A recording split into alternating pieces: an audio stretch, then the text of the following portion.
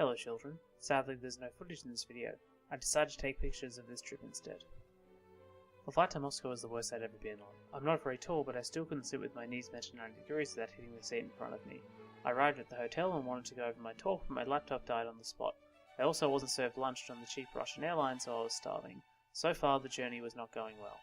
Things picked up the next day. I ate a massive breakfast and got on my shuttle bus to the conference. It was nice to meet so many very smart and experienced mathematicians. Sadly, my talk was a bit of a disaster. The slides crashed halfway through, so I had to improvise the second half on the whiteboard. Our session was already going overtime, so most people left before the end of what I was doing on the whiteboard. The first half, the part I had prepared, was apparently not that great either.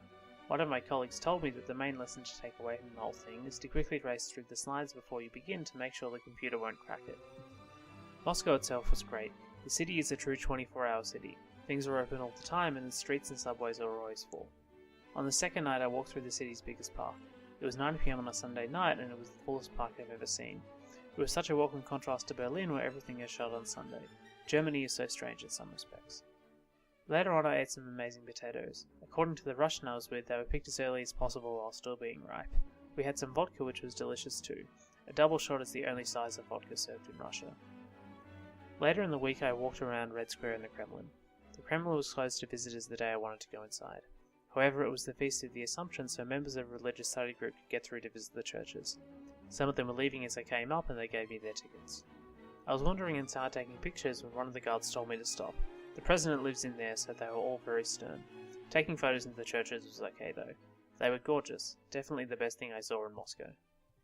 I wound up the week with a little bit of chilling in a cafe.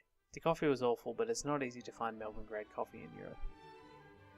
And one more thing about the trains. All the station names are in Cyrillic and are written on the walls of the station on the opposite side of the tracks. The only problem is that if there is another train there, then you can't read it. That's if you can read it at all. There are no electronic displays in the trains either. They do have an electronic announcer, but the trains are so loud you can't hear it. This means you have to bring a scrap of paper and a pen so you can count the number of stations as you go. And the subway stations don't have stalls selling coffee or snacks. They do have lots of clothes stalls and florists. On the way to the airport, I walked past 3 florists and 2 clothes shops in the underground and nowhere to buy something to snack on for breakfast. I should also give a shout out to borscht. It's like beetroot soup. That stuff is amazing. And they also feed you pierogi, which is a bread roll with a beef filling. It's not exactly a pie, it's like beef bread. I think that's all that's fit to print about Moscow. As always, I hope that life is treating you well.